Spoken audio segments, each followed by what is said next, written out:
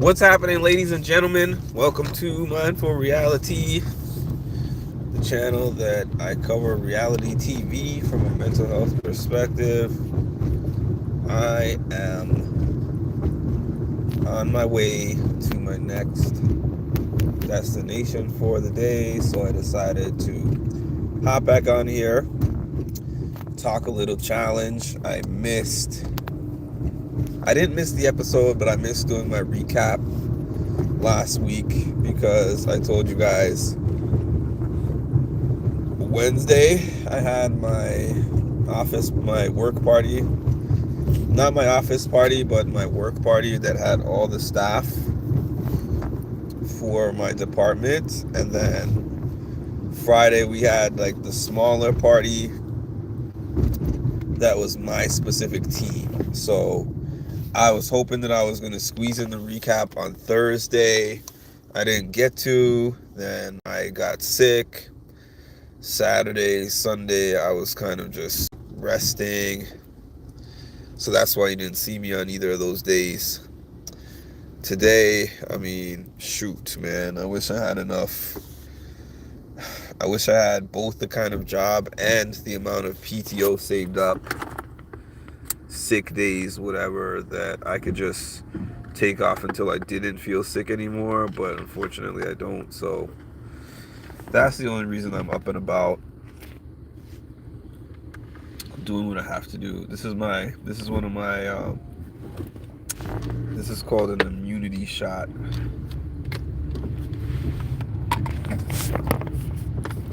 I always go to the juice bar to try to get some natural remedies for colds and stuff like that. So anyways, it's not bad. Like I said earlier, it's just congestion, which is making it a little bit hard to breathe, and some sneezing, runny nose, a few things. Hi, Chef. Hi, Elker. The algorithm seems to be algorithming again. So, for those of you who have never been on here before, I'm a channel that primarily focuses on reality TV coverage, and that's what I'm talking about right now. So, The Challenge, the TV show on MTV called The Challenge. They are on a season 40, so they wanted to do it big for the season 40. And in doing so, they made teams. They made 4 teams, and they were broken down into eras. Hi, Pedro. Era 1, Era 2, Era 3, Era 4. Era 1 and most of 2 are the people that I grew up really loving the show because of. Those are my people. Those are the people that got me into the show, and in my opinion, those are the best seasons. I still watch today because it's just like in sports when my old classic people that I really liked when I was growing up,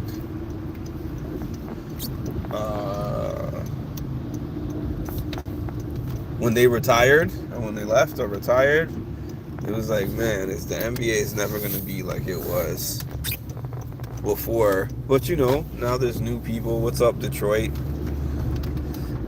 Now there's new people.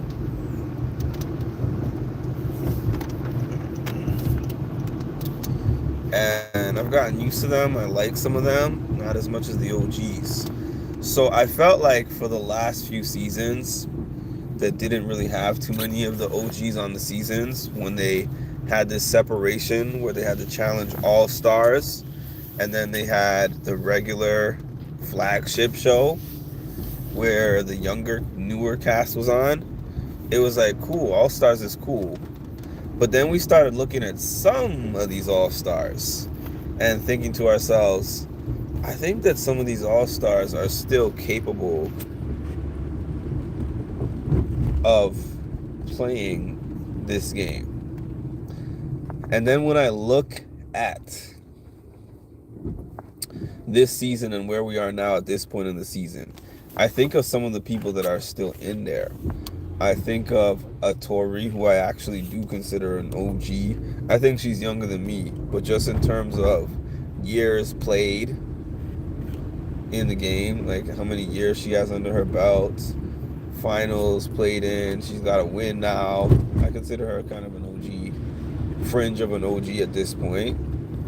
We have Johnny Bananas, we have Jordan, who have both won several times. I think that 10 between them. I think Jordan has 3, if I'm not mistaken.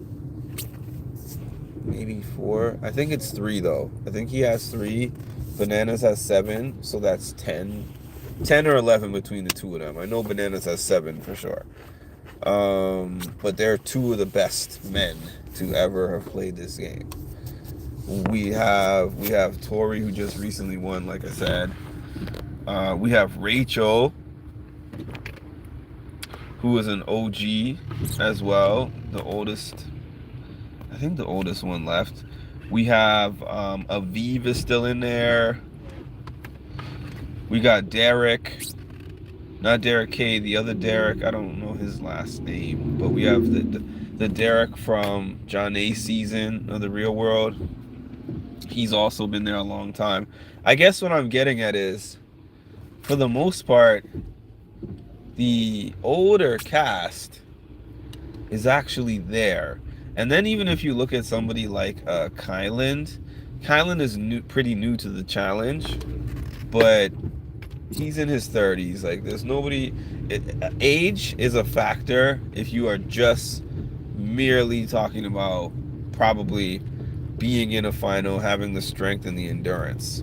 But you can't look at a show like the challenge and automatically just assume this person is younger, stronger, and faster, so that means they are definitely going to be good at the challenge, because the challenge has a lot of nuance to it. Number one, it's not just about how strong or how fast you are, it's about how well you can get a group to play with. And you need to get a group that is loyal, and you, especially if you're coming in and you're newer, you have less years behind you and the other cast. What's interesting in this particular type of season is something that I have seen before. Yeah. Oh, what am I saying? Aviv just got out. I don't know what I was thinking, but yeah, Aviv actually just got beat in the elimination by Jenny. I guess I didn't think about it because I haven't done my recap on that yet. But yeah, but she put up a fight, I'll give her that, and she made it very far after many, many seasons off. But anyways, what I'm trying to say is, like a season like World Championships and a season like this season, what I've seen is even people who don't really like each other, don't necessarily want to work together with each other, just on the mere fact that they've known each other a long time, and the fact that they're like, just like Bananas and Jordan in a way, where they're like, where Bananas and Jordan are both like, you and I are both it, not to take shots at each other. It's not like we are working together. I think there has been a couple of seasons where they did work together, but it's not like they're working together. It's more like we're a partnership. A partnership is not what I'm thinking of. But basically, when two businesses are two separate businesses, but they are in contract together. I can't, for some reason the word's not coming to me, but yeah, that's basically where they've been. And then the people that just come there, like Jenny, somebody like Jenny, good for her for finding her way in being an angel, because being an angel has been her only form of protection, because everybody else is like, yeah, we like you, but we don't hang out with you really in the off season. We don't really have any formal alliance with you. So you're the easy choice to throw in every time. But I'm impressed with these OGs and how they keep finding ways to make it to the end. I know that some people online, especially probably the younger generation who's newer to the show, is like, hey, y'all had your day in the sun, so time to step out of the way and let some of these young people take over from here. Here's my thing with that. I understand everything that has a beginning has an end, and at some point in time, they create their own rivalries and do their own thing. I do understand that. But if a Giannis can come in at 40, 41, whatever he was when the show was filming, and take out like 3 people who are on the younger side, younger than him, and still be contention to win against these other eras, what can you do? I mean, if there's still a demand for the guy, not just him specifically, I'm not just referring to him, but if there's still a demand for the OGs and they show that they are still able to compete with these younger players, then hey, the only way that you can get somebody to stay out of the game is to just dismantle them and show that they can't hang with the young people for it to even be worth it. But some of these people have actually shown they can still hang with those people. Matter of fact, if you look at somebody like Jordan, if you look at somebody like Rachel, they've been around a long time, but ain't nobody trying to see them either. Ain't nobody trying to see them. Yeah, Jenny was at the Jenny benefited so much from actually not just being an angel, but from the teams becoming individual, because they didn't care about her. She was the easy throw-in every time, which I was starting to feel bad for her. She was an example of somebody who was just too good. That was literally why they didn't cast her again. Because how many times have you heard of somebody who actually wins a season convincingly and then is chosen as only an alternate and does not even get selected to go on the following season when they were ready and willing to defend the title? So Jenny has not got a fair shake. I'm glad she got to come back. I still think she's going to face the same issue that she faced all those other years. I think she's going to face it again. But who knows? Maybe a slot will open up, because I've heard several of these castmates on all these different podcasts and stuff that they do talk about. Hold on, I might have a sneeze. Excuse me. Excuse me again. I've heard them talk about they need a mental health break. Many people actually said this was one of the toughest seasons from a mental health standpoint that they've ever dealt with. They said the living conditions are poor, even though you hear different things from different people. Some of them are like, this is how it's always been. Others are more like,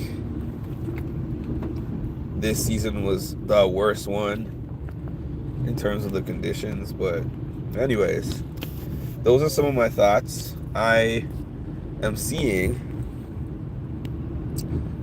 that the challenge is not just a game of physical, it's a game of playing smarter, not harder, forming the right connections, forming the right alliances, being willing to adapt.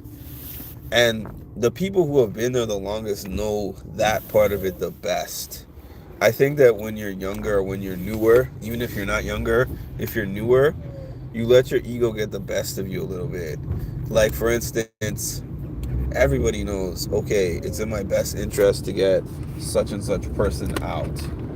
But if the crowd is not going that way, it's not good for you to publicly make that known.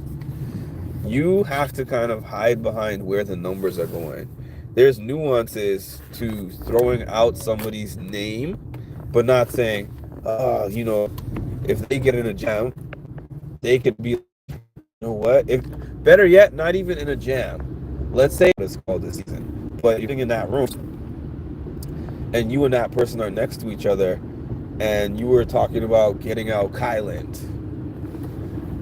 I know that if it's me and I heard you throw Kyland's name out there, and Kyland is the one making the choice on who's ultimately going to be going in the sand, I would be like, hey, Kyland, me and so were speaking, and she said that she wants you to be out because you're a big threat in the finals. So I can actually say, even if we're not working together, I've never put your name out there like that. Even if I want the same thing as them, it's just information. Bananas has become so masterful at this. Master of chaos. He brags about it. Yeah, it's definitely way more than physical. Thanks, Kara. Yeah, so it's a matter of picking and choosing your spots, striking when necessary, not revealing your cards too early, doing the best that you can. As much as we as fans are like, I want to see them be like, this is Sparta, and take on everybody, and they want somebody to say, to get to the final, I had to take out CT Johnny, and then I had to take out Jordan and Darrell, this one and that one. But it's like, that's entertaining for us as the fans. For you on the show, if you're trying to win the game, I think the path of least resistance is the obvious thing. That's what I would be doing. I would not be trying to make a name for myself unless I will give a scenario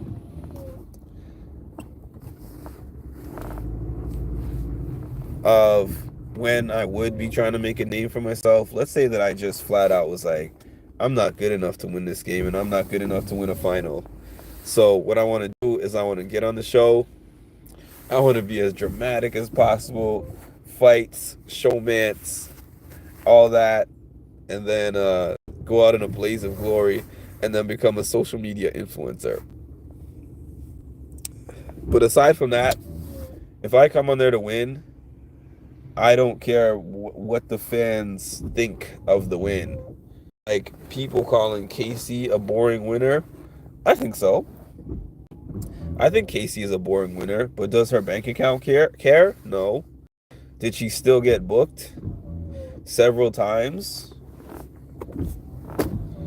after she won? Yes. Is she still going to keep getting booked in the future? Most likely, although I know that she is also one who said that she's going to take a mental health break, but that's it. I think that I might come on here. I know I keep saying this, but I have my notes for the last episode recap. I know it's Monday already. The next episode is Wednesday. Thank you, Life with BB and fam. Appreciate that. I don't feel like it, but thanks for saying that. And one last thing. Well, a couple things. One, I'm going to save for my membership chat. If you don't have a membership, please sign up for that. But the second thing is, not me losing my train of thought. Oh yes, my second thing is, Wednesday after the episode. This Wednesday I might be able to do that, Kira. Last Wednesday I was saying at the beginning of this that I was not, because I didn't see the episode on Wednesday. But this Wednesday I think I'm in the clear. I don't have anything going on that I know of Wednesday night, so I should be able to watch the episode on Wednesday.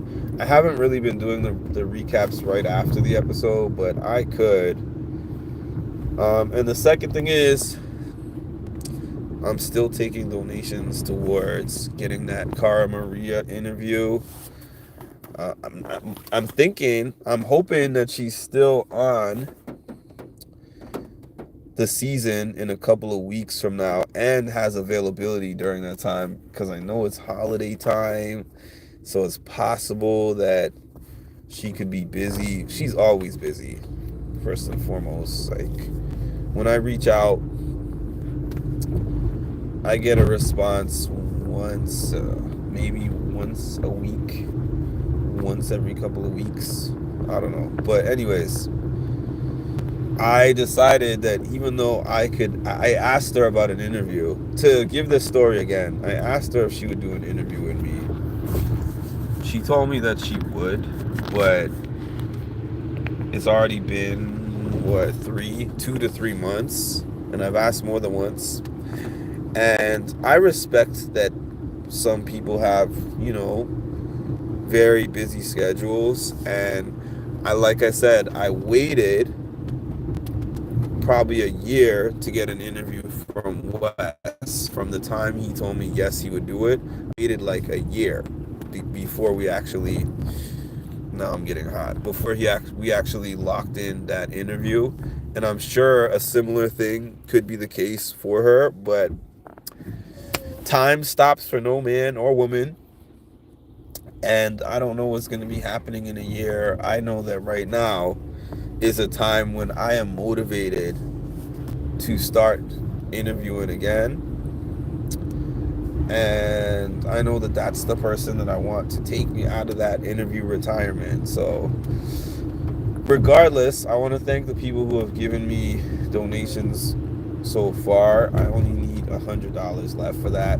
If I don't get it, no worries. I mean, I'm not saying this to stop people from giving me that last 100, because I still hope that I do receive that. But if I don't, I'm gonna use my own money for the remainder of that, because it's just something I really want to get done. And the initial donations that I got are what motivated me to do it, because I'm like, you know what?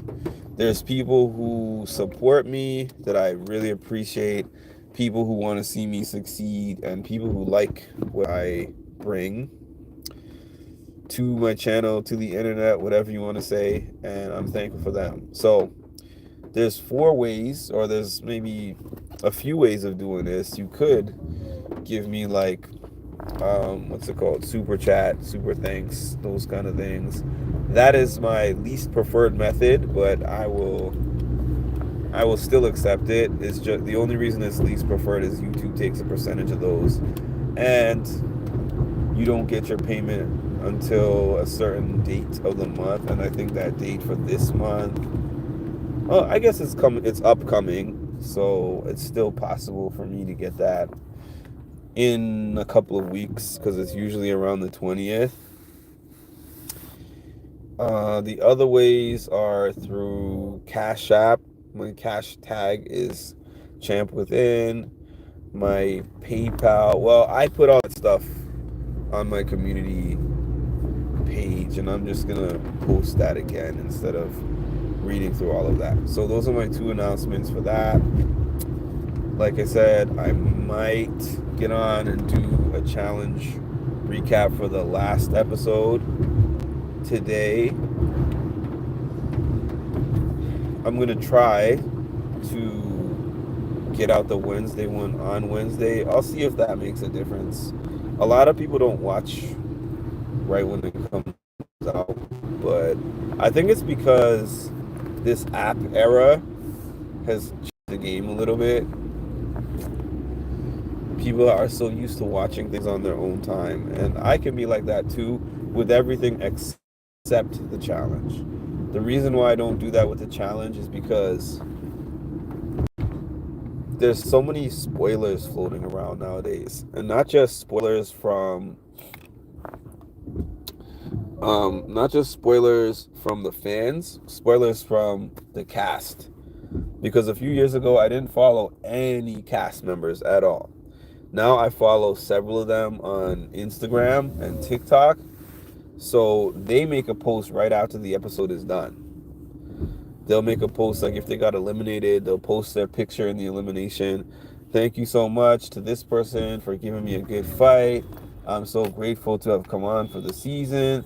Thanks to the fandom. And I'm like, well, man, I haven't even watched the episode. So this is a spoiler. And that's that. That's all I got. So I want to thank all of you for your support. Thanks for the love. I have some upcoming things in store that you'll know about soon. My members will know about first. And please like, comment, subscribe, and hit the notification bell to get notified when I drop some more great content. Thank you.